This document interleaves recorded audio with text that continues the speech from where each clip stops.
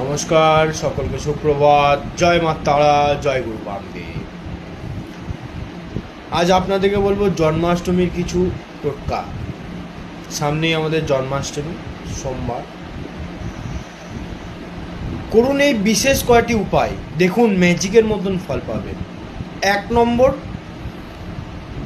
ঘরে আপনার যদি আর্থিক সমস্যা হয়, আপনি যদি চিরস্থায়ী সুখ আপনার না থাকে, ঘরে সবসময় ঝগড়া বিবাদ কলহ লেগেই থাকে, জন্মাষ্টমীর দিন রাত 12টার সময় শ্রীকৃষ্ণ ভগবানকে জাফরান মিশ্রিত দুধে স্নান করান, দেখুন আপনার দীর্ঘস্থায়ী সুখ ফিরে আসবে।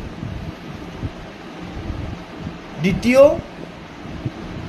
যে কোনো শ্রীকৃষ্ণের মন্দিরে জন্মাষ্টমীর দিন সকালবেলায় স্নান করে হলুদ ফুলের মালা দান করুন, দেখুন আপনার আর্থিক